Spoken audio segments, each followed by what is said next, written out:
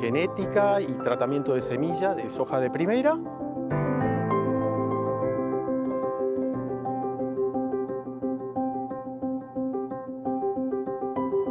Bueno, estamos probando distintas densidades de los semilleros.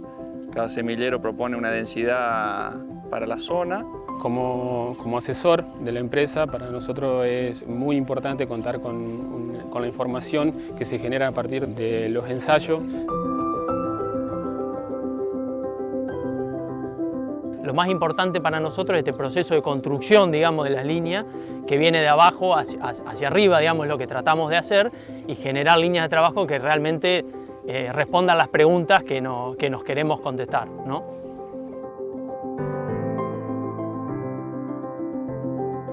Bueno, un poco la idea de los ensayos, yo creo que a nosotros nos da el beneficio de ver cómo distintos semilleros proponen y se esmeran en tratar de vendernos el mejor material para la zona.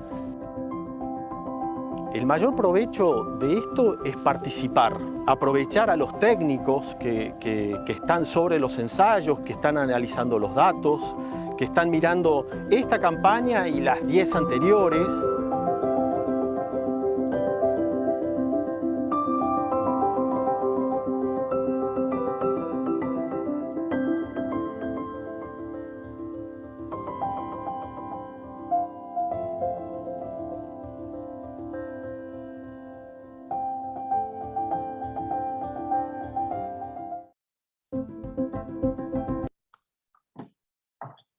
Buen día a todos, bienvenidos al taller de presentación de resultados de trigo y cultivos de servicio.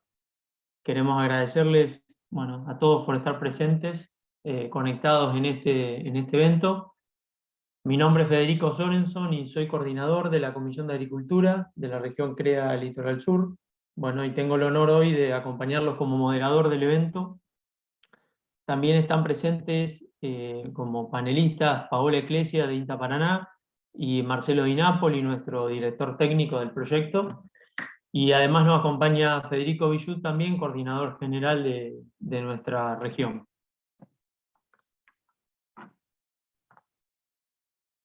Agradecemos a las empresas que nos acompañan en este proyecto de FINA.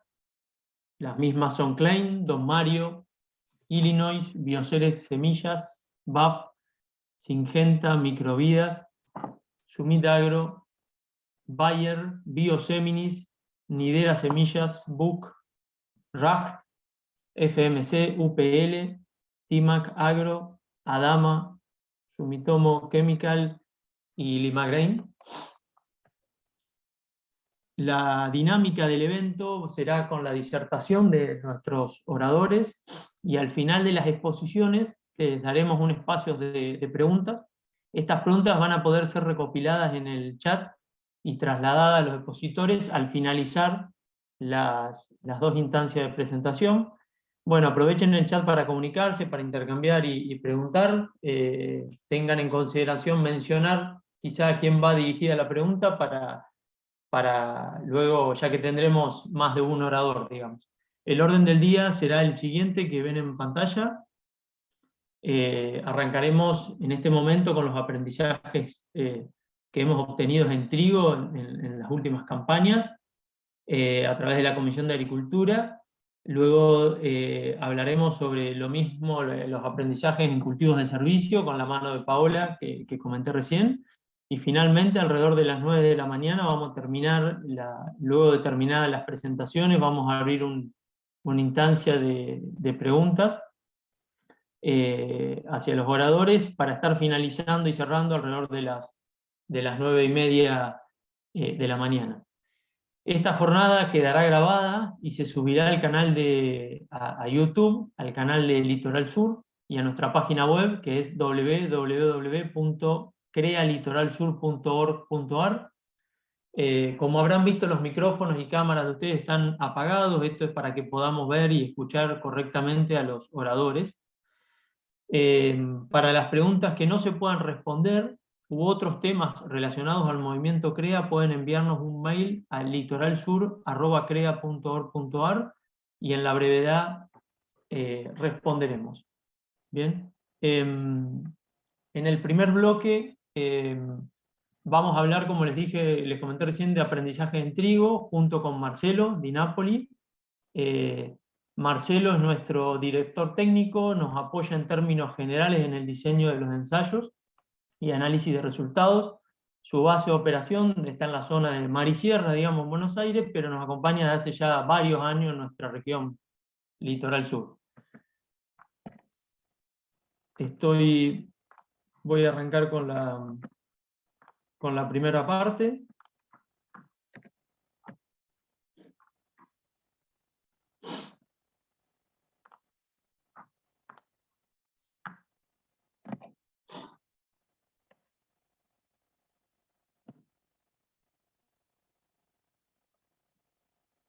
Bien.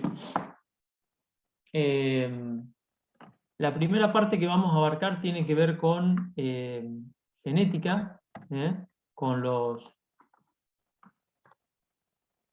Ahí estamos con el láser. Dentro de los aprendizajes en trigo vamos a dividir como en dos subcapítulos, la primera parte de genética y la segunda con el resto de las líneas que nosotros venimos evaluando de los últimos años. En genética, esto es como a nivel introductorio una idea de la evolución de superficie, fíjense en barras azules de la región CREA Litoral Sur, de los principales grupos.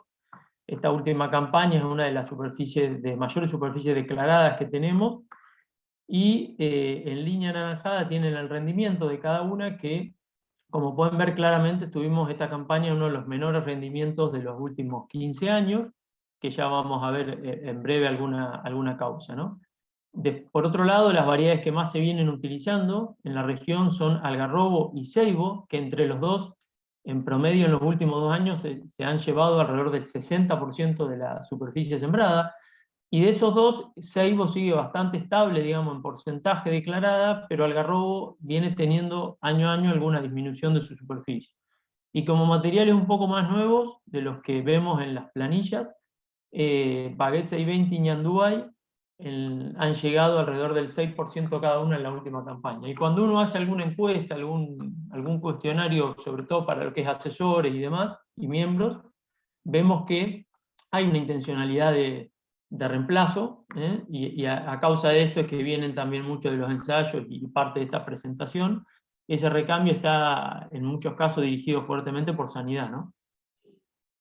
Bueno, ¿cuáles fueron los determinantes de rinde de esta campaña? Claramente lo que más sale cuando uno encuesta esto es la sequía y las heladas, ¿no? Claramente la campaña fue caracterizada por eso, especialmente en la región más triguera, centro-sur de nuestra provincia, ¿no?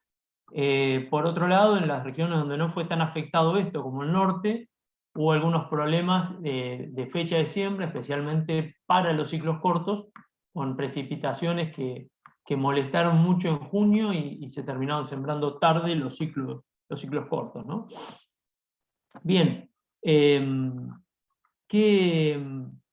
pasa cuando vemos la información nuestra, propia de nuestra región Litoral Sur, de los últimos años? Cuando vemos los últimos 2 años, aquí tienen para cada una de las 2 campañas el número de casos y el rendimiento índice, o sea, el rendimiento promedio de este material sobre el promedio general del ensayo. Por ejemplo, para Buxaeta en esta campaña, significa que en todas las localidades que estuvo, rindió un 23% más que la media, en promedio todas las localidades, y así con el resto. Y finalmente acá tiene el promedio general de cada uno, ¿no? Los materiales destacados, bueno, Saeta fuertemente con un muy buen índice promedio, Baguette 620, Don Mario Pehuen, Ñandúay. Ceibo sigue bastante bien posicionado en general, Baguette 550, Guayabo, Potros, todos por encima de la media, y Algarrobo con un comportamiento que, bueno, ya empezó a mostrar rendimientos medios algo menores, ¿no? al promedio. Y cuando uno junta los últimos 3 años, bajan un poco la cantidad de variedades porque son las que estuvieron presentes justamente en los 3 años. Esta es información que nosotros tomamos muy fuerte para las decisiones, ¿no? Porque empieza a tener mucho más robustez todo. Y como verán, los materiales, la tendencia, digamos, de los que quedan es exactamente la misma que vimos recién, pero bueno, quedan participando el 620, Ceibo, Ñandubay, Guayabo, Potro y 450, algo por debajo de la media, y Algarrobo sigue estando, a pesar de haber tenido un muy buen año, en promedio el 18, sigue estando por debajo de la media. Ahora, ¿qué pasa con la última campaña? Es decir, ¿en la última campaña se vio lo mismo? Bueno, cuando vemos los materiales que vienen estando presentes, como los que vimos recién, por ejemplo, Baguette 620, la verdad que también anduvo muy bien esta última campaña, coincidentemente con lo que vimos recién. Saeta, otro material que repite. ¿Tá? Y después tenemos materiales que lo vimos en rendimientos que estuvieron muy bien esta última campaña, por ejemplo, Baguette 450 y Shingo, pero bueno, que en la media, cuando uno empieza a juntar 2 o 3 años, todavía están en rendimientos más parecidos al promedio, ¿no? Veremos con la continuidad de estos materiales si seguramente despegan un poco de ese promedio. Después tenemos materiales que anduvieron muy bien esta campaña, como Arlac, pero bueno, no tienen muchos años evaluándose, con lo cual no aparecen en la información anterior. 211 también es un material que, si bien no es tan nuevo como para nosotros como Red Sea, por eso no estuvo en los gráficos anteriores, pero anduvo muy bien esta campaña. Y por ahí lo más novedoso es que vemos nosotros que hay varios materiales que empiezan a verse bien posicionados y que son prácticamente nuevos, ¿no? El caso de Quirico, experimentales de Illinois, y algunos otros materiales. Bien, entonces, pero la pregunta es, bueno, ¿dónde posicionamos cada uno de los materiales? Si en ambientes de alto, de medio potencial. Para eso lo que hacemos normalmente es meter más datos, más N en la base. Aquí tenemos incorporamos 4 redes de ensayos más para aumentar esa variabilidad de ambientes y poder sacar mejores conclusiones. Aquí lo tienen, siempre los gráficos lo van a ver para la variedad que está, el número de campañas que está participando en esa base, la cantidad de redes que tuvo presente, el número de casos y el rendimiento índice promedio de todas estas redes, no solo ya del litoral sur. Por otro lado, tienen esta línea azul que representa la variedad y la negra que representa en este caso su testigo, que puede ser algarrobo o ceibo. ¿Bien? Cuando está por encima es que de alguna forma ha rendido más que el testigo, y cuando está por debajo menos. Y este grafiquito indica con rojo la cantidad de ensayos que el material que estamos evaluando le ganó, de alguna forma, o rindió más que el testigo, en este caso algarrobo. Como pueden ver en Baguette 620, cuando uno junta varias redes, pasa algo parecido a lo que nos pasa en el litoral sur, un muy buen rendimiento índice y en general en todos los ambientes destacados. El caso de Guayabo tiene un comportamiento más adaptable, digamos, ¿tá? Con un índice, digamos, menor a 100, pero que claramente como tendencia tiende a mejorar mucho su rinde con respecto al algarrobo, especialmente en ambientes de menos de 4.000 kilos. ¿Bien? En el caso de Pehueno, material más nuevo, con 2 años más principalmente de información así en redes abiertas, algo parecido a 620, pero con una curva más cerquita de algarrobo, digamos, no tan despegada, y también casi el 65% de las veces le ha ganado a este material en los ensayos. Buxaeta es particularmente la variedad que más años tiene en esta base de datos que tenemos, y tiene un muy buen rendimiento medio, pero que lo compone no con una curva estable aparentemente con el correr de todos los ambientes, sino que más bien despegado en ambientes de menos de 4.500 kilos también, en este caso comparado con ceibo, ¿no? Por su ciclo. En el caso de Ñandubay, como es un material que por ciclo está entre medio, ¿no? De algarrobo y ceibo, está comparado con los dos, a su izquierda con algarrobo y a la derecha con ceibo. En general, lo que es con algarrobo pasa algo muy parecido a Pehuen, o sea, levemente por encima del mismo, en casi todos los ambientes, casi siempre ganando. En cambio en ceibo le gana solamente la mitad de las veces y estaría posicionado de nuevo, más para ambientes de menos de 4.000, 4.500 kilos. Por encima de eso, ceibo parecería ser que sostiene todavía más potencial. En el caso de Baguette 550, algo muy parecido a lo que venimos viendo de Saeta, algo parecido pasa en Potro también, ¿está? Los dos con rendimiento índices buenos, por encima de la media, pero parecería ser, comparados con ceibo, como más adaptado a ambientes de rendimiento promedio, ¿no? Que son similares a lo que nosotros tenemos. Finalmente esto nosotros lo cruzamos siempre con sanidad, ¿no? Para nuestra región esto es clave, y como comentario, digamos, como ejemplo, simplemente tomando la última campaña, vemos cómo materiales que por ahí estuvieron muy bien posicionados en lo que vimos recién, también nos han marcado en este caso algunos valores de rollo amarillo un poco superiores, o de mancha en algunos casos. Entonces esto es algo que seguimos muy fuerte para poder tomar las decisiones también. Y lo que sí está claro, o lo que por lo menos nosotros medimos, es que algarrobo y ceibo siguen marcando valores de incidencia o severidad de este tipo de enfermedades muy considerables, ¿no? Y bueno, esas fueron algunas de las causas por las cuales entendemos que se dio esa respuesta de posible reemplazo, ¿no? Como conclusiones, las variedades sembradas en la zona desde hace muchos años están disminuyendo su comportamiento promedio en rindisanidad, a pesar de tener muy buena estabilidad, y por eso se usan, pero lo importante es que hay que meterle buen manejo, buen profesionalismo. Son enfermedades que en algunos de los casos nos pueden sacar de la cancha si no las seguimos de cerca.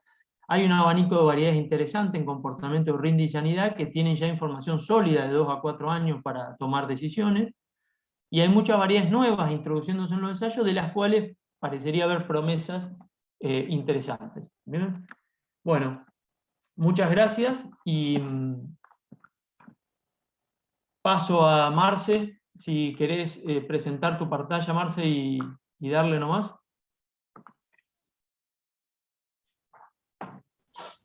Perfecto, Fede, buen día. Buen día, Marce.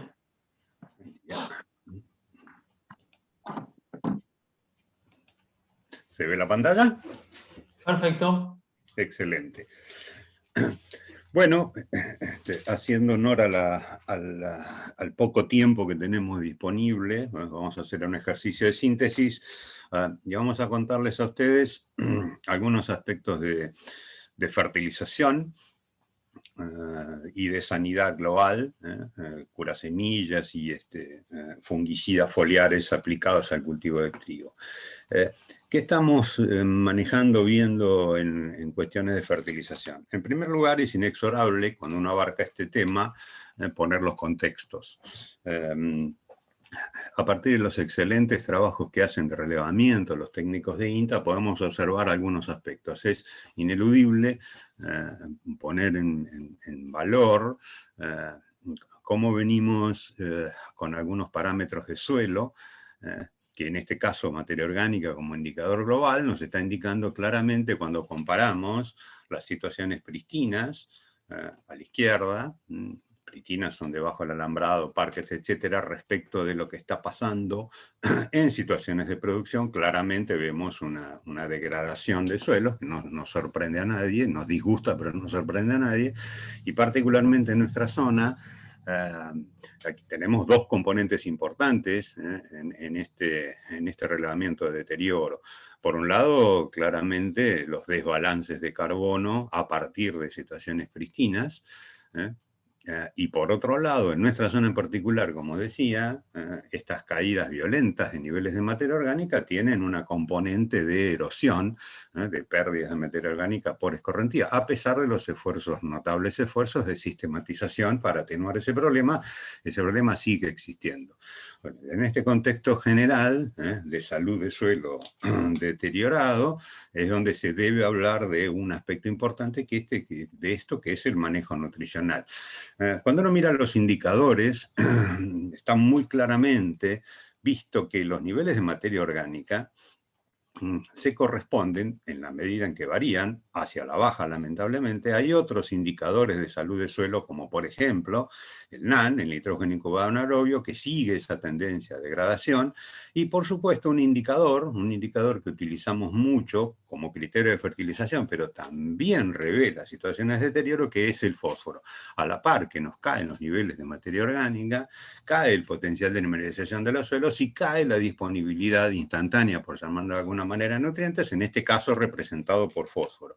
Dicho esto, cobra relevancia el manejo nutricional de los cultivos, no solo por criterios rentísticos de obtener respuestas, sino además porque es una de las herramientas con que contamos para sostener en la medida de lo posible la salud o la vitalidad del recurso natural más importante que tenemos en producción, que es el suelo mismo. Lo mismo vemos con el caso de potasio. Uno ve la evolución de potasio a través del tiempo comparado con situaciones prístinas. En el 2011 los relevamientos de INTA nos mostraban que ya empezamos a tener algunos niveles de caída, a detectar, no a detener, y en los últimos relevamientos esa situación se sigue agravando. La gran pregunta, podemos hacer el mismo ejercicio con zinc, por ejemplo, donde vemos que de áreas en zonas prístinas, de área todo bien, empezamos a tener cada vez más patrones virósicos que indican caída en los niveles. Claramente, este contexto es preocupante, no es alarmante, simplemente es preocupante. O sea, el estado previo a la ocupación para resolver en la medida de lo posible el problema. Bien, decía que en este contexto trabajamos con el tema nutrición. ¿Qué hacemos en fósforo? ¿Qué estamos viendo en fósforo? Bueno, lo primero que hemos hecho es la historia. Hace 10 o 15 años nos pusimos a trabajar validando las relaciones globales que todo el mundo conoce en la mayor parte de las regiones, que es determinar en qué nivel de fósforo disponible en suelos los rendimientos están limitados. Dicho de otra manera, cuáles son los niveles de fósforo en suelo que aseguran respuestas económicamente efectivas. Lo que hemos hecho nosotros en esta gráfica le estamos mostrando es verificar esas relaciones y traducir en términos de respuesta, o las respuestas en términos de dosis de PDA óptimas que maximizan rendimiento. Lo que está muy claro para ver es que las situaciones de menos de 10 partes por millón requieren cada vez más aplicación de fertilizante y a niveles de, por ejemplo, menos de 4 partes por millón, las dosis necesarias de aplicar llegan en algunos casos a superar los 100 kilogramos de PDA o su equivalente. Perfecto. ¿Qué pasa en producción? Cuando uno revela, cuando uno observa lo que hacen los productores, esta es una síntesis de 2 campañas analizadas de FINA, 18 y 19, sobre más de 12.000 hectáreas relevadas en cada una de ellas, lo que podemos observar es que claramente los niveles de fósforo en suelo más frecuentes son los de deficiencia, por llamarlo de alguna manera, los que están por debajo de 10 partes por millón. Pero ustedes pueden observar qué hacen los productores. Esta línea roja lo que señala son los niveles de MAPO equivalente que aplican en promedio los productores a sus lotes. Y lo que vemos es que no siguen esa regla general de aplicar más fertilizante fosforado cuando los niveles son más bajos, o de reducir, y esto es lo más importante, de reducir dosis aplicada cuando los niveles están por sobre los valores más frecuentes. Fíjense que cuando los suelos tienen más de 10 partes por millón, la fertilización fosforada no cae para nada. Y eso es muy bueno, muy sano. Lo que nos está diciendo es que nuestros productores tienen ahora y desde hace tiempo incorporado al criterio rentístico de máxima eficiencia, focalizando el cultivo que están fertilizando, tienen el concepto global, una mirada más abarcativa, lo que solemos decir en los últimos tiempos, una mirada más sistémica sobre los sistemas de producción, tratando de compatibilizar los requerimientos, las necesidades del cultivo en particular que estamos mirando con la salud global del sistema de producción. Eso es muy bueno, es excelente. Traducido esto, si ustedes consideran que para esos niveles de dosis, independientemente del nivel de fósforo en suelo, lo que podemos observar es que con niveles de dosis de 80 a 100 kilogramos de MAPO equivalente, si tomamos rendimientos del orden de los 37 quintales por hectárea, que es el promedio de las 2 campañas que miramos, claramente, aún con situaciones de deficiencia, lo que estamos observando es que la reposición teórica de los nutrientes, tomando como referencia el nivel de fósforo extraído por cosecha, lo que se va del sistema cuando se cosecha, aparentemente, este es un balance aparente, los aportes son suficientes para por lo menos atenuar en buena medida la extracción generada por los cultivos. Estas son unas referencias que necesariamente estamos abocados a validar, en el sentido de que Las extracciones son teóricas o adaptadas de la tabla del viejo IPNI, el anterior INPOFOS, que ya lamentablemente no existe más, que nos indicaban más o menos un nivel de extracción en fósforo de 4 kilos de fósforo elemento por tonelada de grano cosechado. Pero es muy alentador este resultado y queríamos compartirlo con ustedes para que observen cómo los productores ya no tienen solo un criterio rentístico en la aplicación de fertilizantes, al menos fosforados, sino que también tienen su mirada puesta en la sostenibilidad de la producción. Eso es muy importante, lo recalco. ¿Cuáles son las nuevas líneas de trabajo en materia de fósforo? Bien, lo que pretendemos hacer es estudiar la nueva reciente oferta en materia de fuentes de fósforo, atendiendo a que hay productos que tienen, con mayor o menor medida, una mayor eficiencia de utilización, es decir, que por unidad de nuevas formulaciones de productos acompañados con otras composiciones en su formulación.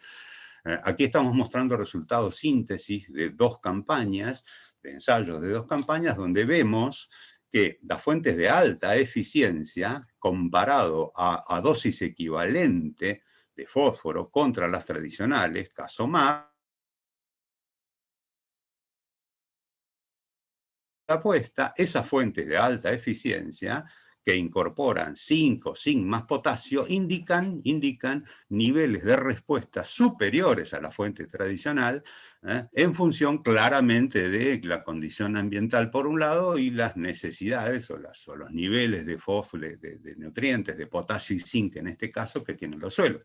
Un hecho notable a destacar es que, en este caso, por eso se lo mostramos, las respuestas a nutrientes agregados, llámese zinc o potasio, son interesantes o relevantes, pero no violentas o muy elevadas. Y eso se da en situaciones donde con niveles de potasio de 470 partes por millón o de zinc de 10 ppm, mientras que cuando vamos a situaciones donde los niveles de potasio llegan a 180 y los niveles de zinc en 1 parte por millón, en ambos casos el agregado de fuentes más eficientes en uso de fósforo, además de zinc y potasio, aparecen escalones de respuesta que indican claramente situaciones de deficiencia de esos nutrientes. Son referencias muy globales, podemos hablar en términos generales, del orden de los 150, 180 partes por millón de potasio, por debajo de los cuales podemos pensar respuesta de los cultivos. Y en el caso de zinc, una referencia muy global nos habla de en torno de menos de 1 parte por millón de elemento en suelo, con situaciones de probable respuesta de los cultivos. Insisto con el concepto, estamos empezando recién a mirar qué nos dice el suelo respecto del estado de suficiencia en otros nutrientes poco explorados, como potasio y zinc, el caso que le estamos presentando, y los resultados son evidentes, a que acompañan en términos generales lo que estuvimos viendo recién, de los relevamientos INTA, que nos indican un claro nivel de caída en los niveles de estos nutrientes en suelo. Esta es una línea de laburo que engloba no solo utilizar fuentes de fósforo de mayor eficiencia, sino además de tratar de explorar situaciones cada vez más frecuentes de respuesta a nutrientes no convencionales. ¿Qué estamos haciendo con nitrógeno? En primer lugar, lo que empezamos es, de nuevo, validando los esquemas de fertilización en función de la respuesta en rendimiento a los modelos N universalmente utilizados. Cuando hablamos de modelos N hablamos de los kilogramos de N de nitratos en el suelo más el nitrógeno aplicado. La historia nos demuestra que el nitrógeno deja de ser un factor crítico limitante cuando incorporamos modelos en producción del orden de los 120 a 130 kilogramos de N totales. Eso es más o menos compatible con lo que esperábamos obtener respecto de las referencias que tenemos de otras zonas. Ahora bien, por supuesto que hay situaciones en donde la optimización de rendimientos requiere de dosis modelos superiores. Este es un caso ejemplo que les mostramos de un año donde no necesariamente por rendimientos elevados, no necesariamente por rendimientos elevados, requerimos 20 o 30 kilos más respecto del modelo conceptual que antes mencionábamos. Entonces, ¿qué estamos haciendo con esto? Lo que estamos haciendo es trabajar sobre ayudas o auxiliares o variables que permitan regular y ajustar mejor los modelos que debiéramos usar en cada uno de los casos que se nos presentan. Y en ese sentido es promisorio, ya lo habíamos mencionado, la incorporación, entre otros, de una herramienta auxiliar que es el NAN. El NAN es el nitrógeno incubado anaerobio, que nos habla del potencial de mineralización de nitrógeno en este caso.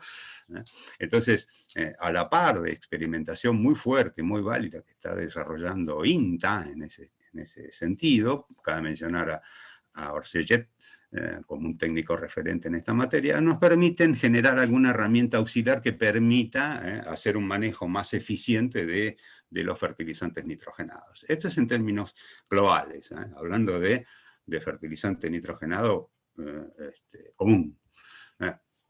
Una línea de laburo más reciente, pero muy importante, es tratar de hacer más eficientes esas aplicaciones de nitrógeno. Como todos ustedes saben, los fertilizantes nitrogenados, el fertilizante nitrogenado estrella es, y seguirá siendo por mucho tiempo más, la urea. La urea es una fuente amoníaca de nitrógeno que tiene todas las ventajas que ya sabemos en materia de comercialización y manipuleo, pero tiene algunos puntos críticos que cada vez les prestamos más atención y que son las fuentes potenciales de pérdida del nitrógeno que uno agrega. Esas fuentes, para resumirlo, hay dos factores muy importantes de pérdida de ADN provenientes de los fertilizantes amoníacales como la urea, que son la volatilización por un lado, o el complejo de denitrificación y de drenaje o lavado de nutrientes. Hay fuentes especiales que atienden a atenuar esos dos problemas y varios de esos estamos poniéndolo a prueba en la zona porque nos parece extremadamente relevante mirarlo. Tanto en fina como en gruesa, específicamente en maíz. ¿Qué estamos viendo? Cuando nosotros comparamos a la misma dosis de N-urea estas fuentes especiales, esta es la diferencia de respuesta entre esa fuente especial menos urea a misma dosis de nitrógeno, lo que vemos después de 4 o 5 años de ensayo y 7 sitios evaluados, que el comportamiento es igual. Es decir, que misma dosis de nitrógeno en promedio, en trigo, las respuestas de urea versus las especiales son equivalentes. Ahora, ¿eso qué quiere decir? Eso es lo que quiere decir, eso es que estas fuentes especiales son insumos, pero son estratégicos, para utilizarlos en determinadas situaciones donde aparecen claramente ventajosos. Si ustedes miran, hay una situación en particular que es extremadamente positiva respecto del uso de esas fuentes especiales. ¿Y por qué? Vamos directamente a ese ejemplo. Lo tenemos aquí representado. Cuando hacemos la diferencia entre la respuesta de fuente especial, en este caso fue CAN, nitrato de amonio calcáreo, contra urea, hemos tenido a favor de esa fuente especial el orden de los 400 kilos adicionales. ¿Y eso por qué se produce? Eso se produce porque en el entorno en que hemos aplicado la urea o la fuente especial boleada, 10 días después de la aplicación no ocurrieron lluvias. Es más, tuvimos que esperar más de un mes, 36 días, para que ocurrieran un evento lluvia de más de 10 milímetros. Eso claramente es una situación ventajosa respecto de, o a favor de reemplazo de las fuentes amoniacales como la urea, por otras que sean combinadas, nítrica amoniacal, o directamente que sean urea, pero con algún tipo de protección respecto de la liberación de amonio del gránulo. Esa protección puede ser meramente física, un polímero que recubre el gránulo, o bien un inhibidor de algún proceso microbiano de transformación del amonio de urea en nitrato por absorber. Este ejemplo que les pongo es revelador respecto a lo que veníamos diciendo, que hay que saber cómo funcionan estos productos para saber en qué momento estratégicamente se deben usar. No como sistema, porque ya hemos visto que contra urea da más o menos lo mismo cuando uno toma una serie constante, una serie suficientemente larga de casos evaluados. Pero hay situaciones en particular donde podemos aprovechar la ventaja de esto. Estamos hablando de trigo, El valor de estos productos specialty se magnifica cuando hablamos de maíz a partir de que opera el proceso más importante en cultivos de verano, que es la volatilización del amonio. Bien, en breve síntesis, es el panorama general de cuáles son las líneas que estamos trabajando en fertilización. Pasemos a tratamientos de semilla, que es otro de los aspectos que estamos poniendo a prueba. Ustedes tienen aquí un resumen de una buena cantidad de años, desde el año 2014 que venimos trabajando en esto, con tratamientos de semilla que tienen moléculas fungicidas o mezclas de fungicidas más insecticidas. Cuando tomamos toda la historia en promedio, lo que vemos es que, comparado con los tratamientos tradicionales de carbendazim-tiran, en promedio logramos diferencias más que interesantes a favor de estos terápicos de semilla, del orden de los 300 a 400 kilos, claramente son ventajosas, y de nuevo existe una gran variabilidad de resultados, de situaciones donde prácticamente es lo mismo, a situaciones en donde aparecen 700, 800 y más kilogramos de respuesta. Estos son resultados promedio de los ensayos de cada uno de los años. De 19 en 19 ensayos, en todos estos años hemos logrado esos niveles de respuesta. Ahora bien, dicho esto, estamos trabajando particularmente sobre cuáles son las situaciones donde amerita sacarle más jugo a esta tecnología. En general vemos que funciona. Ahora bien, hay situaciones como esta, por ejemplo, que esta imagen vale más que media hora de conversación. Aquí tienen un ensayo de un año en particular en La Paz, con muchas dificultades de implantación por excesos hídricos previos a la siembra, donde vemos el tratamiento convencional, histórico, de tirán-carbendazim contra todos los tratados con las nuevas formulaciones que estamos evaluando. La diferencia es notable. Entonces, estos son los casos en donde uno necesita alguna ayuda adicional de tecnologías relativamente novedosas en cuanto a productos, para que los cultivos arranquen mucho mejor. Por lo tanto, esto no es lo que siempre va a pasar. Claramente que no lo es, pero está muy claro, por otra parte, que son ventajosas bajo determinadas condiciones. Y no necesariamente estas respuestas están asociadas a pura sanidad. Por supuesto que estos productos tienen moléculas que ayudan a tener mejor sanidad de problemas, a atenuar el efecto patógeno. Pero muchas de estas respuestas aparecen a partir de efectos no del todo conocidos y explorados, que son los efectos de bioestimulación, entre comillas, potenciación del estado general del cultivo en los inicios, que hacen que los cultivos arranquen mejor, insisto, independientemente de los problemas sanitarios que tengan, evidentes problemas sanitarios. Es muy importante ese efecto combinado de sanidad por un lado, por supuesto, pero estimulación a un mejor crecimiento vigor inicial, que se pueden aprovechar en casos como este, donde las restricciones tempranas fueron muy importantes, ¿no? Y por último, debemos mencionar el tema de los biológicos, es decir, aquellos productos que no son resultado de una síntesis química en su elaboración. Es un universo, un abanico amplísimo de posibilidades que recién estamos empezando, como tecnología, recién estamos empezando a ver qué puede pasar con esto. Es apasionante y necesario a la vez, atento a todo lo que ya sabemos de la necesidad imperiosa de producir más, pero también mejor. Mejores atenuando las externalidades negativas en el uso general de agroquímicos. Y lo que vemos aquí es que cuando confrontamos un producto químico con un químico complementado con un producto biológico, las respuestas promedios incrementan, más de 100 kilos en general, y otra cosa más importante todavía, tan importante como eso, es que la estabilidad de rendimientos es superior cuando uno combina esta clase de productos. Esta es otra línea, una línea que está incipiente, pero que está avanzando fuertemente en la zona. Y por último, para cerrar, aprovechando el breve tiempo disponible, vamos a hablar algunas palabras sobre el tema de fungicidas foliares. Federico planteó muy bien el tema, cuando habló de genética, que un aspecto fundamental del recambio varietal es su comportamiento sanitario. Bien. Por supuesto que en toda estrategia de uso de fungicidas, lo principal, lo primordial es tener una base genética. La condición ideal, el idiotipo de trigo es un trigo que no se enferme.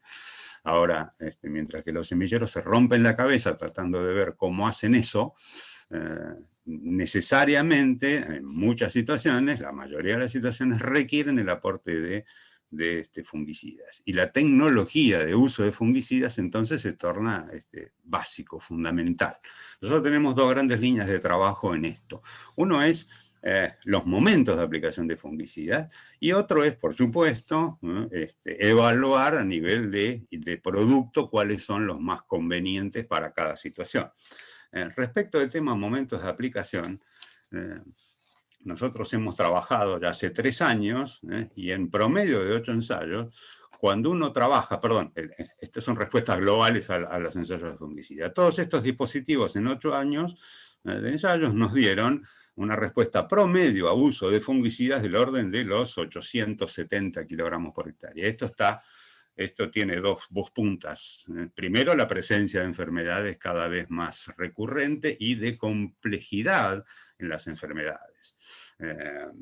Roya amarilla, ustedes recuerdan que roya amarilla en el 2017 nos complicó la existencia, y eso que hablábamos que era una enfermedad de frío, que jamás íbamos a tener problemas en Entre Ríos, y sin embargo aparecieron en Entre Ríos y en todo el país. Ya no es una enfermedad de ambiente frío, claramente. Y después tuvimos claramente problemas con mancha amarilla. En el 2018 empezaron a detectar el equipo de trabajo de Marcelo Carmona, una brillante descripción, identificó cepas o biotipos de resistencia a fungicidas, estrobilurinas en particular, algunas de mancha amarilla. Y eso es muy preocupante. Entonces, bueno, todo eso hace que sea de interés trabajar sobre esta tecnología. Decía que en realidad, desde la experimentación del 2008 hasta ahora, hemos tenido una respuesta promedio de 800 y pico de kilos trabajando sobre la genética que más se usa en la zona, que tiene cierta susceptibilidad a alguna de las enfermedades. ¿Qué pasa con el tema momentos, que es una de las líneas sobre este trabajo? Cuando comparamos aplicaciones, acá miramos 2 campañas juntas, 2009-2020, y el promedio de las 2. Cuando comparamos aplicaciones simples, es decir, una sola intervención, con el mismo producto, una sola intervención, versus una aplicación doble, temprano-tarde, lo que se observa claramente es que las aplicaciones dobles, combinar temprano-tarde, agregan un plus de rendimiento del orden de los 400 kilos. Esto está motivado por lo que ya explicamos, agresividad de enfermedades y susceptibilidad varietal, ¿no? Ahora bien, explorando el tema productos y combinado con momentos, lo que se puede observar, este es un ejemplo de ello, es que vimos la última campaña con roya amarilla, ¿no?, en un ensayo de la BAS. Lo que hemos visto es, en primer lugar, reconfirmamos la conclusión de que aplicaciones combinadas de 2 nudos y hoja bandera respecto de una simple en hoja bandera, las aplicaciones dobles, en doble intervención, tienen una clara ventaja en rendimiento / respuesta. En primer lugar eso. Y en segundo lugar, que no es menos importante, que para roya amarilla, lo que se ve es que las combinaciones de fungicidas triazol estrobilurina tienen una performance igual que las combinaciones de triazol estrobilurina con carboxamidas. Y este es un dato muy relevante. Para esta enfermedad, está muy claro que hasta el estado actual de cosas, el apilado de distintas formas de acción, incluyendo carboxamidas, no representa una ventaja evidente. Porque en roya amarilla todavía triazol estrobilurina tiene mucho que decir. ¿Y por qué decimos esto? Decimos esto porque en el contexto general, ahora que cada vez aprendemos más respecto de las interacciones múltiples que generamos cuando intervenimos, en el contexto general, lo que hay que hacer, o lo que debemos hacer, es utilizar solo lo necesario, y los tratamientos de echarle por las dudas, por ejemplo, incluir carboxamidas cuando no son estrictamente necesarias, es peligroso. Es peligroso en términos de generación de resistencia de patógenos a moléculas relativamente nuevas, es, digamos, la bala de plata que tenemos dando vuelta, que para roya amarilla no se revelan estrictamente necesarias por ahora. Otro cantar es cuando hablamos de roya anaranjada o bien de manchas, como estuvimos contando recién. Fíjense cómo cuando uno mira los niveles de incidencia, cómo evolucionaron la incidencia, es decir, el porcentaje de hojas afectadas con roya amarilla en función del tiempo, a fin de macollaje, el 14 de agosto, teníamos un valor de incidencia relativamente baja, mientras que poco más de un mes después, el 17 de septiembre, sábado 41, los testigos sin tratamiento, el cultivo alcanzó un máximo nivel de incidencia. Todas las hojas tomadas con problemas de roya, todas, absolutamente todas. Cuando miramos el tratamiento de aplicación temprana, y solo temprana, lo que vimos es que tuvimos un nivel de control aceptable 30 días después, pero no alcanzó. Después se disparó el nivel de problema y eso ameritó que sobre esta aplicación temprana hiciéramos una segunda y ahí mantuvimos, fíjense la evolución, la raya amarilla, la rayita amarilla mantuvo el problema de enfermedad, digamos que bajo control.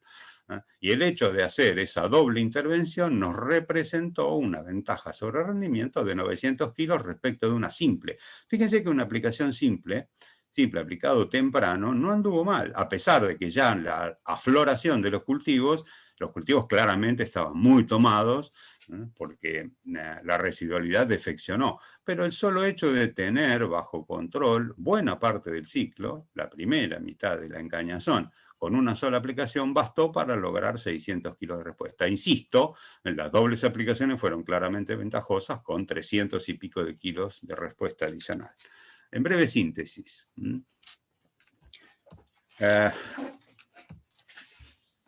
¿Qué pasa? En nutrición, tanto en fósforo como en nitrógeno, no solo estamos atendiendo a la demanda de generar modelos en base a umbrales de suficiencia para saber cuánto intervenir y con qué, no solo eso, sino que además estamos incorporando criterios que implican el cuidado de todo el sistema de cultivos y de último de todo el sistema de producción, haciendo foco en los balances de nutrientes de suelo. No es un tema sencillo porque recomponer las extracciones históricas no es el solo hecho de ir y tirar fertilizantes, requiere de todas cuestiones de tecnología dando vueltas, que requieren atención, y sobre eso lentamente estamos trabajando y cada vez más porque es un tema de mucho interés. La tecnología de fertilización cambió su eje de estudiar solo lo que pasa en el cultivo que estamos mirando y pasó a, como decía, a tener una mirada mucho más global de como demanda de la gran pregunta es cómo fertilizamos el sistema de cultivos y no un cultivo. Eso es en términos de fertilización, el gran eje es fertilizar el sistema y no cultivo. En terápicos de semilla lo que hemos visto claramente es que hay productos evolucionados que aportan rendimiento y estabilidad, y en esta línea de cuidado del ambiente, los terápicos de semilla tienen dos grandes ventajas. En sí mismo, intrínsecamente, una toxicidad relativamente baja, y por otro lado, a las dosis que se aplican por unidad de superficie, son claramente ventajosas. La incorporación de biológicos a esta escala ha demostrado claramente ser muy promisoria y debemos seguir trabajando en esta línea. Y por último, el tema de fungicidas. Mientras que nos basamos en genética más tolerante o resistencia a enfermedades, debemos y estamos tratando de mejorar nuestras herramientas de previsión respecto de cuándo intervenir y con qué para atenuar el problema de la mejor manera posible. Bien, esto, en breve síntesis, espero no haberme pasado mucho con el tiempo, esto es todo lo que queríamos comunicar. Les agradezco mucho la atención y pasamos a Pau y después en el intercambio podremos discutir un poco más todo esto. Muchísimas gracias de nuevo. Muchas gracias, Marce, muy bueno y claro. Bueno, ahora, si querés dejar de compartir nomás, invito a Paola Eclesia de INTA Paraná, que nos presente los aprendizajes sobre cultivos de servicio de esta campaña y de los 3 años que ya llevamos trabajando en conjunto con el INTA y CREA Litoral Sur estos temas. Paola es ingeniera agrónoma del INTA Paraná desde el 2012, realizó una maestría en suelos y trabaja principalmente en temas asociados a lo que es dinámica de carbono y cultivo de servicio. Ella está trabajando en conjunto a nuestra región, digamos, ya desde el 2017, si no me equivoco. Les recordamos que pueden preguntar por el chat, las preguntas están siendo recopiladas y trasladadas posteriormente en el bloque final a los expositores. Bueno, bienvenida Pau, adelante.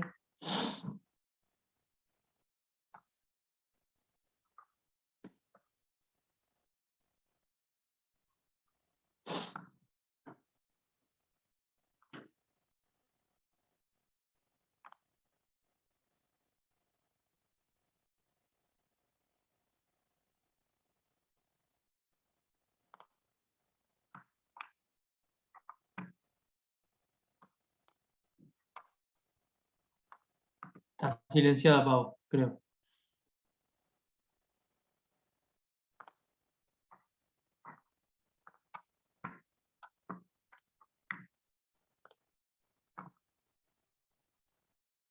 Pau, está silenciada.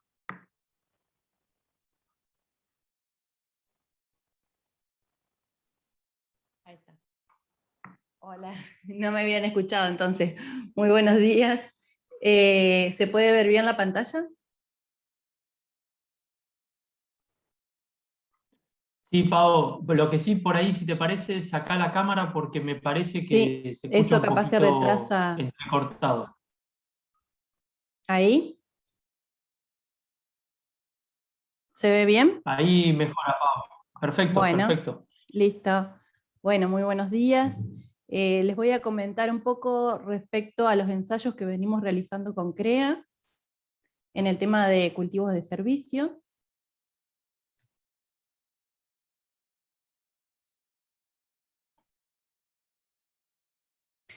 Bueno, nosotros empezamos a comenzar a trabajar a partir del 2018 en esta línea específicamente, y bueno, un poco quería comentarles respecto a qué preguntas nos surgían desde ese momento y qué ensayos estuvimos realizando para responder dichas preguntas.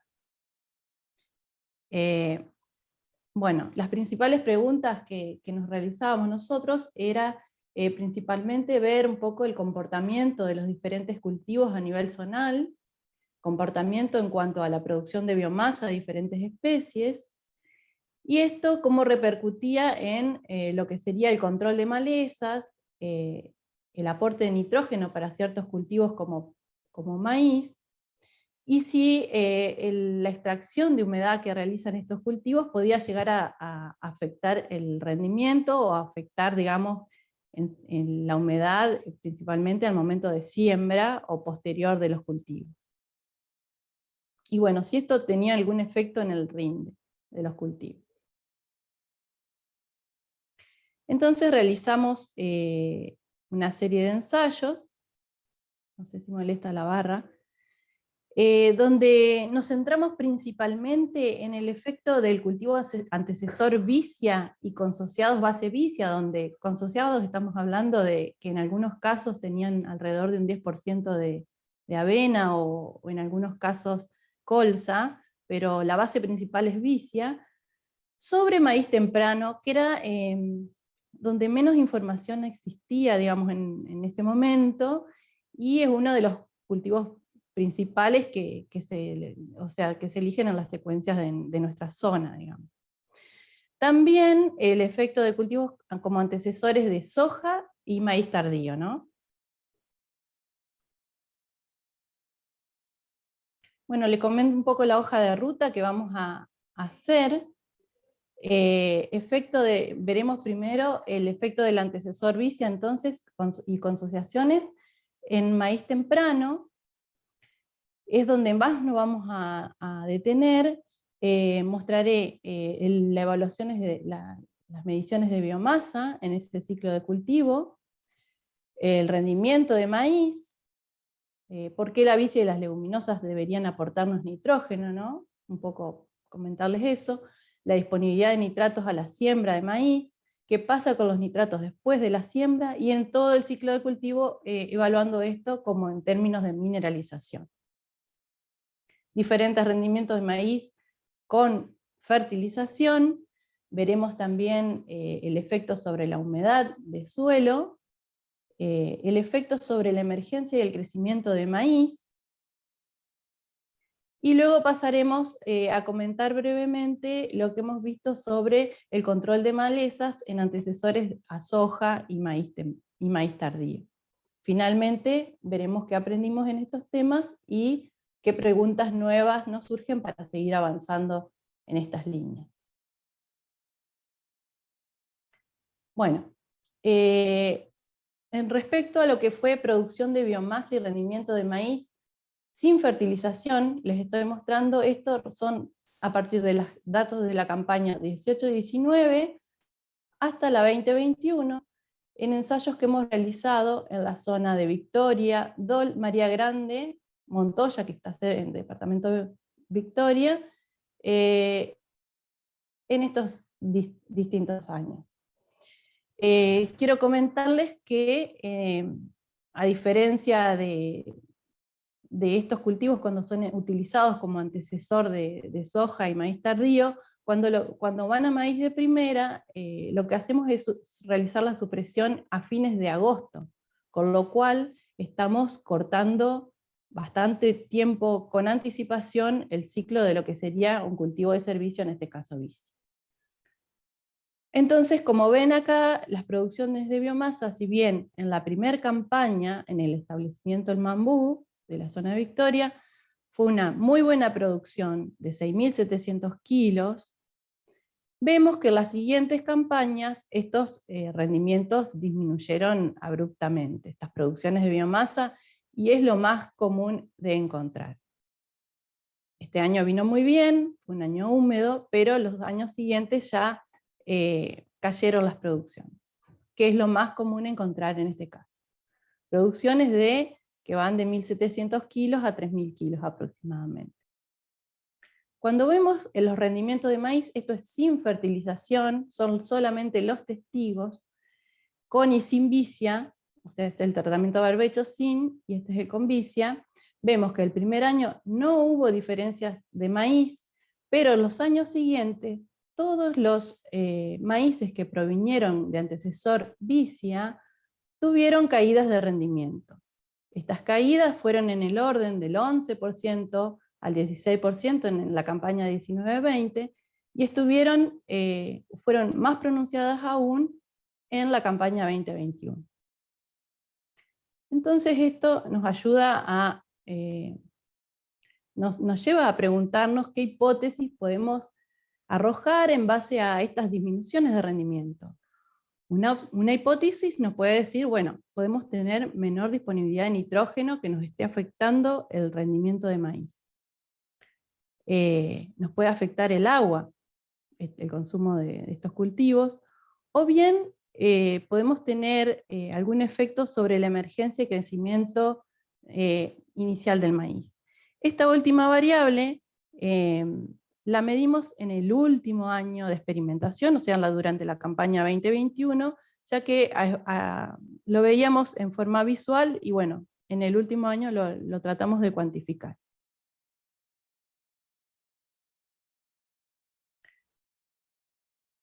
Entonces, ¿por qué las leguminosas, en este caso vicia, deberían aportarnos nitrógeno? Bueno, no sé si todos saben, pero las leguminosas fijan nitrógeno del aire y lo incorporan en su biomasa. Alrededor de un 60% es el nitrógeno que estas especies fijan en su biomasa. Entonces podemos encontrar en la biomasa total alrededor del 2,5-3,5%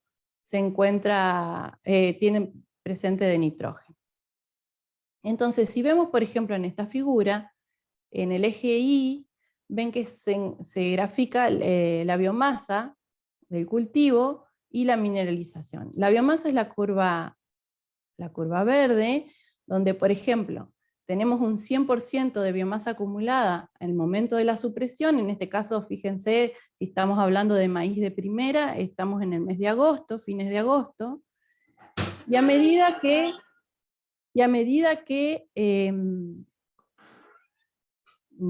avanzamos sobre el ciclo del cultivo, y esta biomasa se va descomponiendo, y nos va liberando nitrógeno, a través del proceso de mineralización de nitrógeno. Nosotros deberíamos esperar que este nitrógeno esté disponible, en este caso para el cultivo de maíz, y lo pueda aprovechar. ¿Qué factores están regulando esta mineralización? La temperatura y la humedad. Entonces, deberíamos esperar que a mayores temperaturas este proceso ocurra más rápidamente, y a menor temperatura, como es en este caso, si comparamos, por ejemplo, maíces tempranos con maíces tardíos, verán que la temperatura es menor. Entonces, si bien la mayoría de los trabajos, digamos, reportan unos aportes de nitrógeno en maíces tardíos, en maíces tempranos es algo un poco más incierto, digamos, en el sentido de ver si es todo el nitrógeno que se libera es aprovechado durante ese periodo. Y la humedad es otro factor importante, ¿no? Entonces, cuando vamos a analizar los nitratos a la siembra del maíz, en este caso alrededor de septiembre, vemos, por ejemplo, acá tenemos para las 3 campañas un gráfico diferente, y dentro de cada gráfico los sitios analizados. En la primera campaña vemos que en el establecimiento El Mambú no vimos diferencias significativas en los nitratos en la situación barbecho, que es la celeste, respecto de vicia, que es la naranja. Pero en las siguientes campañas, en ambas campañas, tanto 19-20 como 20-21, vemos una caída de los nitratos a la siembra en la situación con vicia.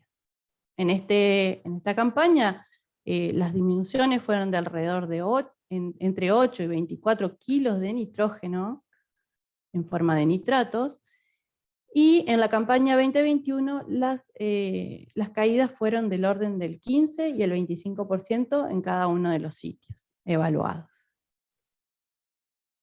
Entonces esto nos dice que habría un compromiso entre lo que absorbió el cultivo durante el ciclo, el cultivo de vicia en este caso, porque además de fijar nitrógeno también toma del suelo, y el momento de su liberación. Recuerden que acá tenemos menos de un mes entre que suprimimos la vicia y y la siembra. Entonces es probable que las bajas temperaturas que ocurren en ese momento aún no están promoviendo una alta mineralización. Por eso vemos estas caídas, digamos, en la situación con vicia.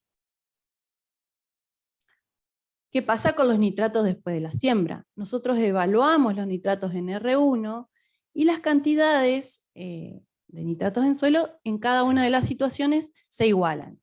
No les muestro los datos pero esos datos están. Pero eso nos lleva a decir, bueno, a preguntarnos si eso efectivamente es porque hubo una mayor mineralización o ocurrió una absorción diferencial por el maíz de cada uno de los tratamientos. Bueno, al evaluar la biomasa del cultivo de maíz en cada uno de los antecesores, vemos que la biomasa de maíz en la situación que viene de barbecho es mayor. Esto nos está diciendo que el maíz creció más. El hecho que crezca más, en este caso, ¿no? en el retiro, el hecho que haya crecido más, también nos habla de una mayor absorción. Entonces, esto nos está diciendo de que no necesariamente hubo una mayor mineralización, sino que también puede haber habido mayor absorción en la situación antecesor de barbecho, que hace que los niveles se igualen. En el campo de Fontana eso no se observó y se vio igual crecimiento, digamos. O sea que las acumulaciones de biomasa de maíz en R1 eran similares en una situación y otra.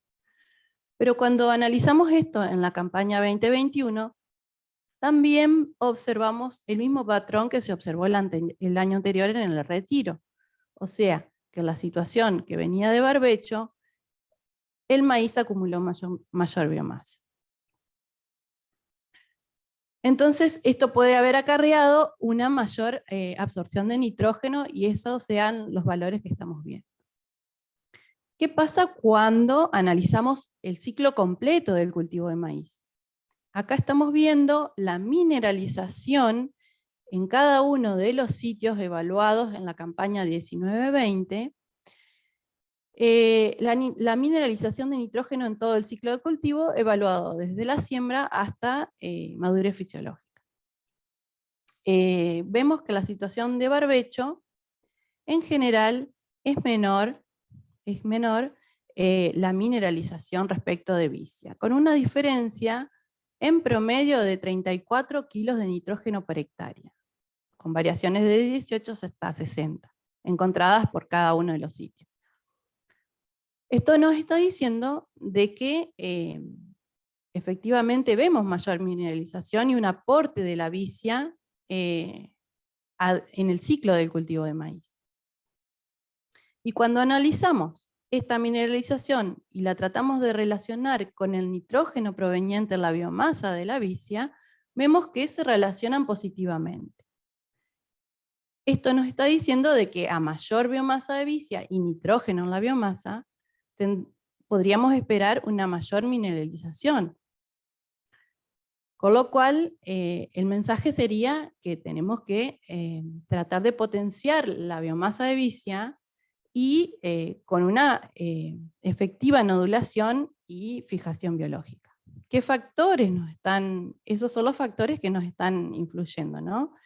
Y la biomasa de vicia, una forma de potenciarla sería tratando de fertilizar estos cultivos, principalmente con fósforo, que es el nutriente al cual responden principalmente. Bueno, en suelos bien drenados para favorecer obviamente lo que sería la nodulación. Y la inoculación como una práctica para favorecer todo lo que es la fijación biológica. Bueno, con respecto, ¿qué vemos con los rendimientos? Al principio de la presentación le mostraba lo que eran los rendimientos de los testigos, y ahora lo que le quiero mostrar son los rendimientos o las diferencias de rendimiento cuando se aplica fertilizante, tanto en la situación con vicia y en la situación con barbecho. Estos gráficos nos muestran las diferencias vicia menos barbecho, o sea, que el hecho que den negativos quiere decir que los rendimientos fueron menores en la situación con vicia. Y estas diferencias en la campaña 19-20 estuvieron en el orden del 13% menos. Mientras que en la campaña 2021 fueron superiores y fueron alrededor de un 37% menos. Entonces, lo que podemos ver es que no es nitrógeno en lo que nos está limitando este rendimiento, porque en distintas dosis, en mayores dosis de nitrógeno, seguimos teniendo estas diferencias, y a su vez, anteriormente, como les comentaba, vemos que hay un aporte diferencial de la situación que viene de vicia, ¿no? Y por otra parte, además hicimos un análisis de regresión y no observamos respuesta a la fertilización nitrogenada. Entonces vemos que hay otros factores que no es nitrógeno que están afectando el rendimiento del cultivo de maíz cuando provienen de un antecesor vicio.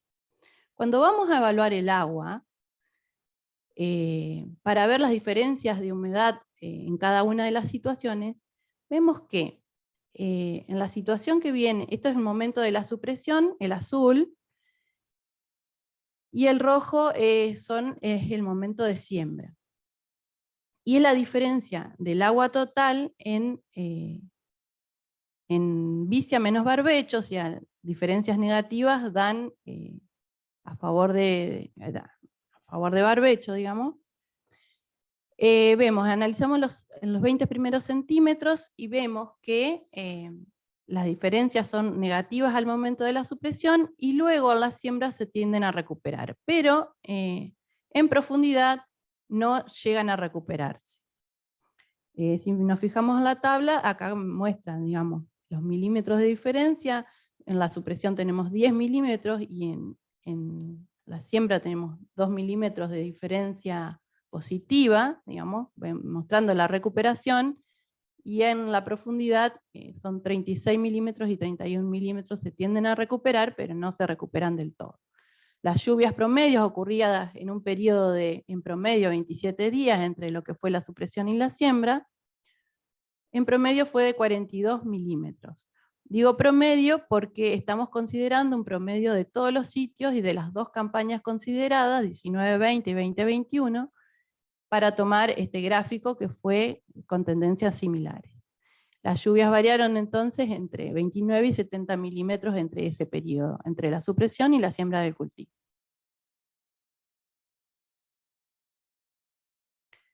Bien.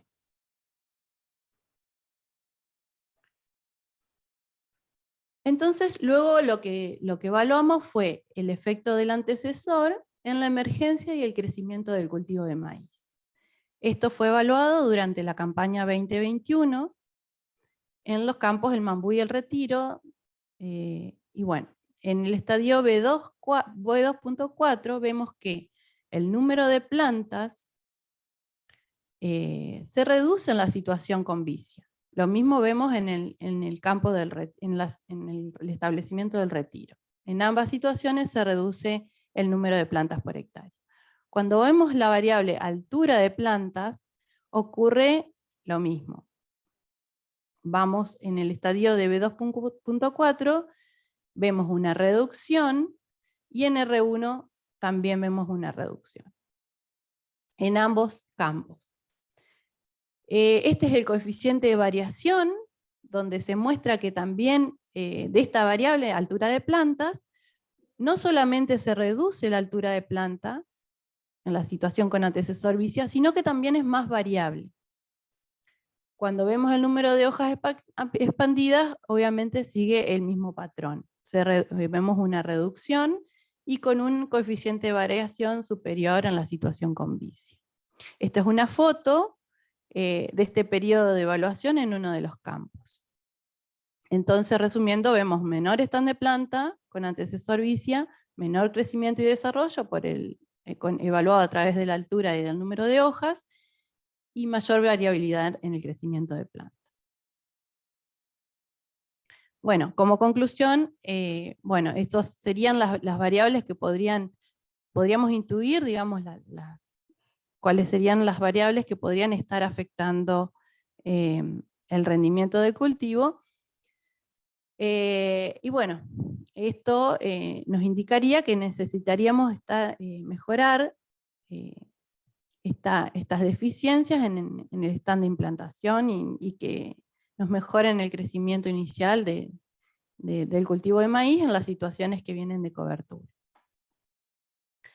Un poco para mostrarle lo que hemos visto, ahora pasamos al tema de malezas. El efecto en el control de malezas de los cultivos de servicio, evaluados principalmente en antecesores de soja y maíz. En esta figura le muestro datos de distintos ensayos desde la campaña 2018 hasta la 2021, hasta esta última campaña, donde vemos en el eje X la biomasa del cultivo de servicio y en el eje Y el control de malezas respecto al testigo en porcentaje. Vemos que hay una relación positiva, obviamente, en lo que es el control de malezas a medida que aumentamos la producción de biomasa de los cultivos de servicio, independientemente del cultivo, ¿no? Esto explicaría alrededor de un 50% el control de malezas. Pero hay algunas cuestiones que tienen que ver con cada cultivo en particular. Por ejemplo, acá quiero mostrarles cuáles han sido estos tratamientos de cultivos de servicio en algunos ensayos. Por ejemplo, este es una situación antecesora a maíz tardío durante la actual campaña en el departamento Federación, y vemos que vicia bohillosa ha sido uno de los cultivos que ha tenido muy buen comportamiento en el control de maleza, y las consociaciones de vicia con otros cultivos, por ejemplo, como en este caso raigrás, o de vicia y otras especies como trébol persa, raigrás, nabo forrajero, llamando este tratamiento como un policultivo. Avena estrigosa, en este caso, si bien tuvo una baja producción o una menor producción de biomasa, también realizó un buen control de maleza.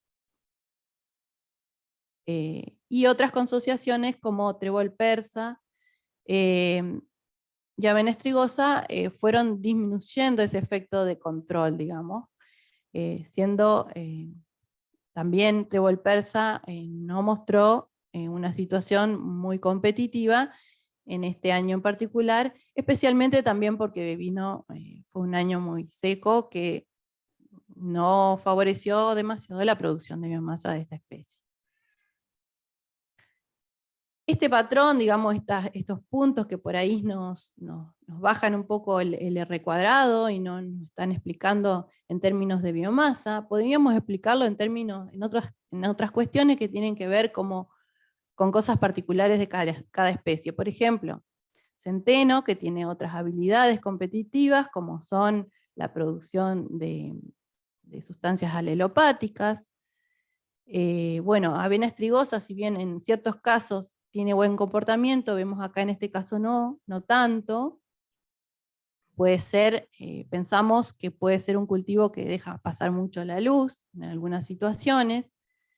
Y bueno, y otras especies que quería comentarle, como es raigrás, que lo que hemos observado es que si bien en este caso produzca una baja biomasa, tuvo una buena competencia con las malezas, teniendo en este caso, que también lo evaluamos, una estrategia de competencia por recursos como por ejemplo agua, y eso es lo que lo hace hábil compitiendo con maleza.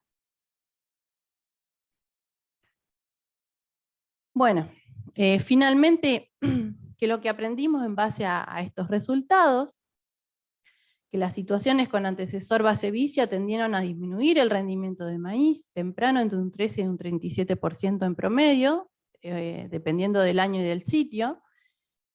Existió un aporte diferencial de nitrógeno por mineralización, alrededor en promedio de 34% kilogramos de nitrógeno por hectárea, pero eso no se tradujo en el rendimiento de maíz. La falta de respuesta de nitrógeno también nos estaría indicando de que el nitrógeno no es una limitante en las situaciones vicia maíz temprano. Y si bien la humedad de la supresión fue menor en todos los estratos, luego se recuperó a nivel superficial y con datos que no hemos mostrado en esta presentación, pero sí los medimos, esto se recuperó totalmente en estadios posteriores. En situaciones con vicia, a su vez, se observó menor número de plantas y menor crecimiento del cultivo de maíz, y con mayor variabilidad en estas variables. Y bueno, podemos decir que ante un análisis global, las gramíneas como avena sativa, centeno, vicia villosa y los policultivos serían los más destacados en estos años de ensayo que estuvimos evaluando para el control de malezas. Y finalmente, la producción de biomasa explicó en un 50% el control de malezas a la supresión del cultivo de servicio.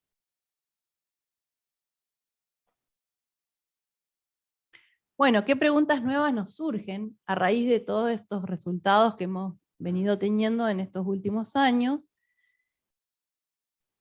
Y podemos decir que podemos mejorar la calidad de siembra entonces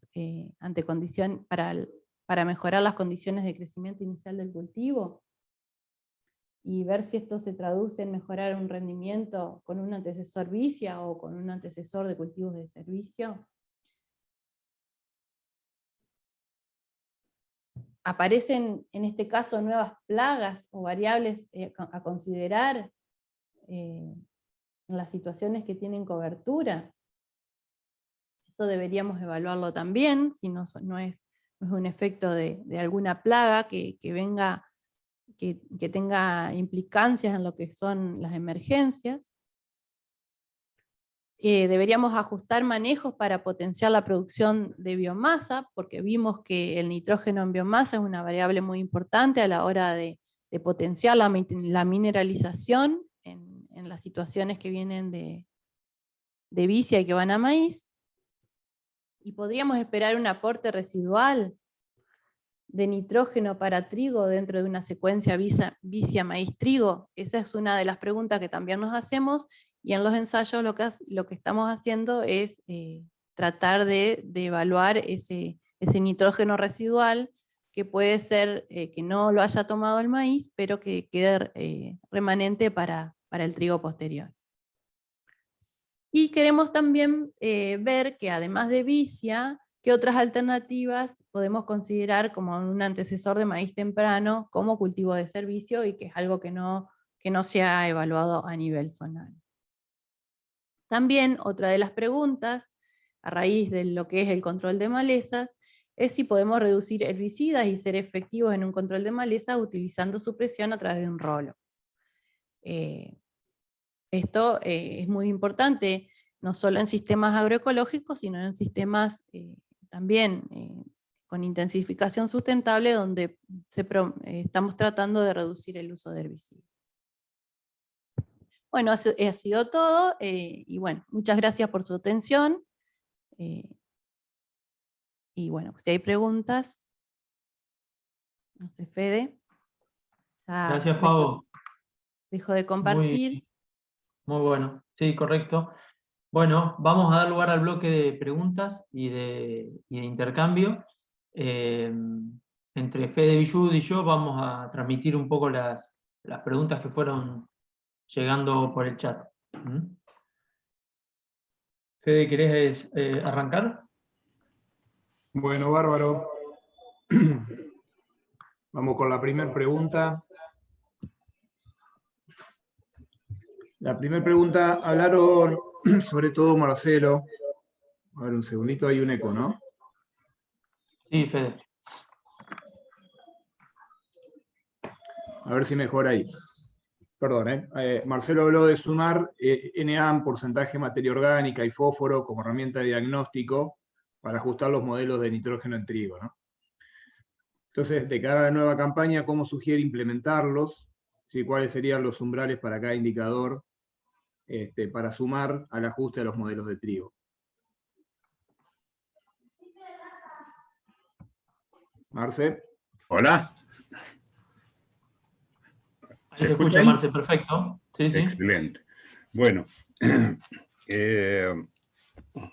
poco tiempo, para ser sintético. El NAN es un excelente indicador, no solo de mineralización de nitrógeno, sino que es un indicador global de situación de estado de salud o de deterioro del suelo. Está asociado a materia orgánica con todo lo que ello implica. No es solo nitrógeno, pero refiriéndonos particularmente a nitrógeno. Estamos haciendo muchos esfuerzos en todas las zonas, Buenos Aires Sur, Norte, Oeste, Santa Fe, Entre Ríos, para ver de qué manera incorporamos el NAN como una variable auxiliar para tomar decisiones de dosificación. No hay, en el estado actual del conocimiento, no hay una correlación directa, cuantitativa, de cuántas partes por millón de NAN corresponden a cuántos kilos de nitrógeno de más o de menos agregar. Lo que estoy diciendo es que relaciones cuantitativas de tengo tantas ppm de NAN y eso implican tantos kilos de N más o menos, eso no existe por ahora. Hay algunas, por supuesto, aproximaciones que son muy preliminares en fase experimental, pero de ninguna manera me parece que sean adecuadas de llevar ya a producción. Lo que tenemos hasta ahora son referencias, muy útiles por supuesto, referencias globales, de cuáles serían valores de NAN por debajo de los cuales deberíamos prestar atención a un aumento en dosis de N aplicar. Esas referencias globales están en torno de los 50 a 60 partes por millón de NAN. Como prudente yo diría de subir unos 15 o 20 unidades de nitrógeno cuando los NANes están por debajo de esos 50 de referencia, y empezar a trabajar a ese nivel de prudencia. Porque, insisto, con con la necesidad de ser muy precisos. El NaN es un valor de potencial de mineralización, pero de ahí a que se concrete hay mucho efecto de ambiente dando vueltas. La humedad del suelo, durante el ciclo del trigo, digo, la humedad del suelo, la temperatura. Entonces la mineralización es muy sensible a esos dos factores. Solo por citar un caso, uno puede esperar que cada 10 grados de diferencia de temperatura haya la mineralización sube o baja del orden de 3 veces. Es decir, un grado nos suma 30% más o menos de nitrógeno vía mineralización. Es un pelotazo. Entonces no se puede usar cuantitativamente. Tomemos esa referencia por ahora, de incrementar prudentemente dosis en torno de los 20-25 kilos más de N cuando nos baja el NaN a valores muy por debajo de 50 partes por millón. Y eso tiene que estar acoplado con que como el NaN es un indicador global del estado de salud del suelo, indicador de deterioro, cuando uno tiene valores de NaN muy bajos, hay que tener cuidado en que el rendimiento en sí se vea deprimido. De modo tal que si uno dice, bueno, muy bien, si el NaN es bajo y poca mineralización, entonces debería aumentar la dosis de nitrógeno. Guarda, porque la expectativa de rendimiento a un fertilizado puede caer porque la situación de deterioro es evidente. ¿Se entiende? Es complejo el tema, no es tan sencillo como si tengo bajo NaN subo N. Hay que evaluarlo. Si el rendimiento al que aspiramos, el rendimiento factible, por llamarlo de alguna manera, es alto, aún con NaN bajo, ahí estamos habilitados a subir del orden de 20-25 kilos más de N al modelo previsto. En el sentido contrario, si los NaNes son altos, 80, 100 partes por millón de NaN, que es buenísimo, uno podría o quedarse para asegurarse con el modelo preestablecido o bajarle del orden de 15, 20 kilos de N. Por ahora ese es el estado actual de conocimiento extrapolable a condición de producción. No hay que llevar directamente el paper a la práctica hasta no estar convencidos y validando de que eso es así. Por eso hacemos experimentación adaptativa. El conocimiento a nivel de parcela experimental, lenta pero consistentemente lo vamos llevando a lo que se llama experimentación adaptativa, o sea, puesto en práctica ya en franjas de cultivo en situaciones de productor. No sé si está satisfecha la pregunta con esto que digo.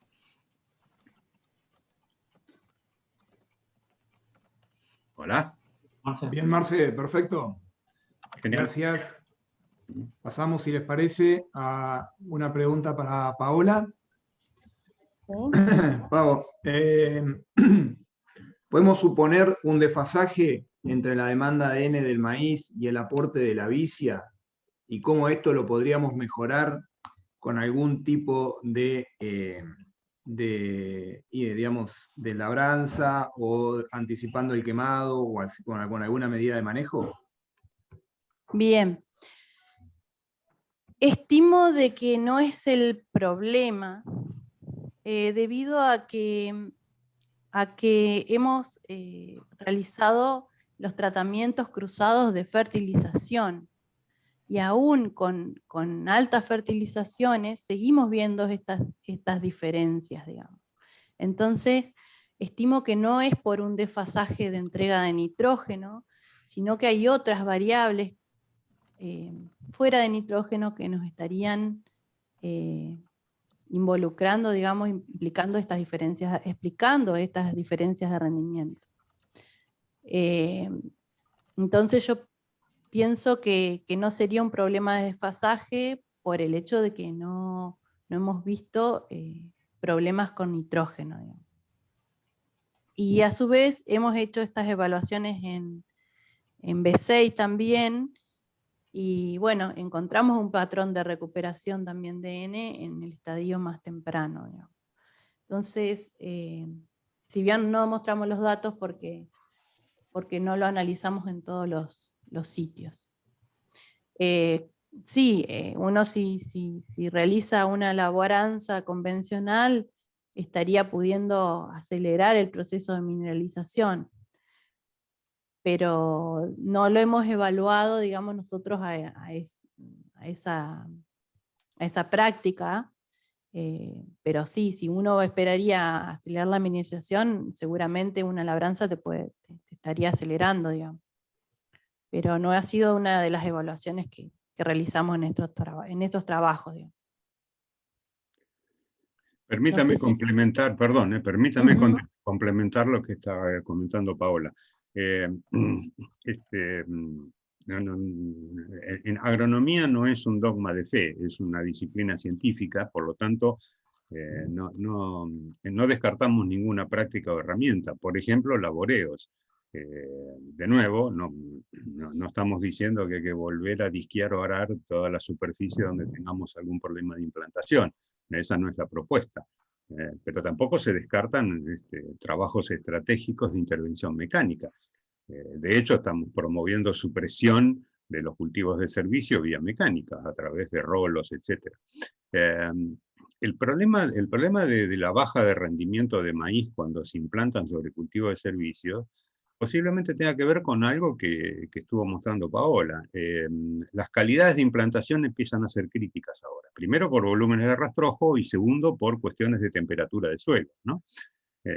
Yo prestaría mucha atención en eso. Nos obliga esta práctica de intensificar cultivos, nos obliga, como tenemos mucho más cobertura, nos obliga a ser más cuidadosos y analizar un poco mejor, es una materia que nos debemos, las calidades de implantación, incluyendo el eventual uso de barrerrastrojos para que, por un lado, la primera parte es que tengamos el stand de planta que queremos y en la uniformidad que lo queremos. Pau mostró una foto muy clara en ese sentido. Y la segunda cuestión es tratar de incrementar temperatura de suelo para que los crecimientos iniciales sean más potentes, ¿no? Me parece que esos son los dos ejes que hay que mirar primero antes de pensar en labranza. Por otro lado, la labranza, lo que puede llegar a pasar, de hecho es lo que va a pasar, nos van a volver a reactivar todo el problema que queremos atenuar o solucionar con los cultivos de servicio, ¿no? Si iniciamos barruecho laboreando, removemos suelo, semilla de malezas vuelta para arriba, y posiblemente estemos en una situación de poner el reloj en cero. No creo que sea, por lo menos a priori, el camino más conveniente. Yo trabajaría fuertemente sobre tecnologías de implantación de cultivo para atenuar los problemas de bajos crecimientos iniciales que después se pueden traducir en problemas de rendimiento final, ¿no? Bueno, es muchísimo, el tema da mucho tema para discutir, sin dudas, y espero que en una próxima oportunidad podamos abordarlo con mayor detalle. Gracias. Gracias, Marce, por la aclaración. Yo no quise ser tan, digamos, o sea, negarme a la labranza, sino decir que no lo habíamos probado, pero es efectivamente lo que dice Marcelo, de que estamos viendo estas deficiencias en la implantación, que es el camino a seguir en nuestros ensayos para ver si mejoramos tanto el stand de plantas como el crecimiento de los cultivos, y eso se traduce en una mejora de rendimiento. Bueno, gracias Pau y Marce. La verdad es que tenemos una serie de preguntas, varias anotadas, hubo muchas, y bueno, no la podemos evacuar ahora por el tema de tiempos. Les proponemos lo siguiente, porque la verdad que están muy buenas, si nos pueden, nosotros las tenemos anotadas, pero por ahí para detectar el destinatario, si nos pueden, las preguntas por email o por WhatsApp, o sea, cada uno de los que está acá o tiene el email de la zona que yo nombré hoy, ¿no? O el nuestro personal, o los números de teléfono. La verdad que vemos que hay mucho interés en el tema, hay muchas preguntas tanto en cultivo de servicio como de trigo, y la verdad que nos daría pena no poder responderlas, y tenemos herramientas, creo, para hacerlo, así que les pedimos esa gauchada, que nos manden un mail o un mensaje a cualquiera de los que estamos aquí con las preguntas. ¿Bien? Ahora yo voy a pasar mi número de teléfono también, por si alguno no lo tiene, de los que están conectados. Ahí fue. Cualquier duda nos preguntan ahí. Bueno, yo paso un segundo a compartir pantalla y para ir finalizando. Mi rol ya está terminando y la jornada lo mismo, digamos. Antes de terminar, quiero agradecer de nuevo bueno, primero a todos los que hicieron posible la jornada, a todos ustedes que están conectados y la verdad que estuvieron muy activos. Para nosotros eso es muy importante en este tipo de jornadas virtuales, ¿no? Y obviamente también a nuestros sponsors, que bueno, son, comentarlos nuevamente: Klein, Don Mario, Illinois, Bioceres Semillas, BAF, Singenta Microvidas, Sumir Agro, Bayer Bioseminis, Nidera Semillas BUC, RAG, FMC UPL, Timac Agro, Adama, Sumitomo Chemical y Limagrain. También fuertemente a las empresas CREA y sus equipos de trabajo que participan de los ensayos, y a la Comisión de Agricultura que voluntariamente brinda su tiempo para que esto sea posible. Le dejamos por el chat a continuación una encuesta sobre la jornada que también les estará llegando por mail. Les pedimos que por cualquiera de esas vías, accediendo a este link o al mail, por favor la completen, porque bueno, nos permite estar en mejora constante para este tipo de situaciones. Recuerden que el material va a quedar grabado en el canal YouTube de CREA Litoral Sur, y la página web va a estar colgada en la página web, que es www.crealitoralsur.org.ar. Para finalizar, invitamos a Guille Sorraquín, que es el vocal de nuestra región Litoral Sur, a que cierre la jornada con unas palabras. Gracias, Fede, y bueno, fundamental lo que destacaste, de dejar ahí para dar respuesta a todo lo que quedó sin respuesta, así que bueno, no dejen de utilizar los canales que tenemos. Bueno, mi nombre es Guillermo Sorraquín, vocal de la región Litoral Sur, y avisarle que somos más de 120 los que estamos presentes. En nombre de la región, solamente agradecer a cada uno de los involucrados en este proceso de construcción conjunta y de aprendizaje continuo para estar produciendo más, pero también mejor, ¿no? Considerando la renta, pero también la sostenibilidad en la producción. Muy, muy especial agradecimiento, bueno, a Paola Eclesia del INTA, a Marcelo, al equipo de trabajo y a la Comisión de Agricultura, que es quien verdaderamente se pone esto al hombro para coordinar con todo el laburo que esto lleva. Y bueno, por supuesto, a las empresas que son aliados estratégicos y fundamentales en este proceso de lograr y conocer los mejores materiales, los productos para la zona y para los productores, miembros CREA, y bueno, lograr así un permanente mejoras continuas. Así que bueno, de nuestro lado, muchísimas gracias, y como bien dijo Fede, están los canales disponibles para que bueno, se evacúen las preguntas que quedaron pendientes, y para que bueno, en permanente sepan que tenemos ahí la página disponible para ver todo lo que vamos haciendo al día, digamos, ¿no? Así que bueno, desde ya muchísimas gracias y nos vemos una próxima. Muchas gracias, Guille, y bueno, gracias a todos por participar. Los dejamos con unos videos institucionales y hasta la próxima jornada. Gracias.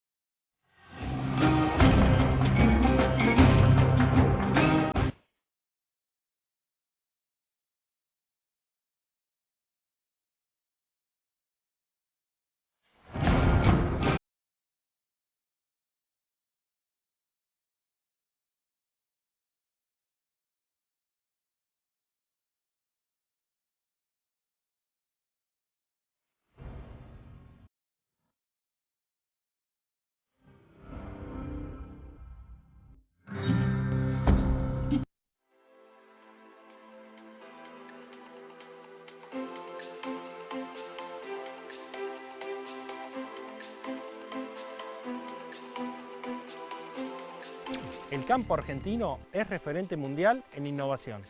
En CREA somos parte de esta historia. Desde hace 6 décadas estamos un paso adelante en vanguardia tecnológica. Aportamos soluciones, nos anticipamos y tomamos decisiones para que nuestras empresas sean más competitivas y más eficientes. Porque sabemos ajustar la aplicación de la tecnología y obtener respuestas prácticas y concretas. Porque potenciamos ideas para el desarrollo sostenible de nuestras empresas y del país. La innovación nos identifica y nos desafía, porque está en nuestra visión ser empresas agropecuarias integradas a la comunidad, referentes en innovación y sostenibilidad.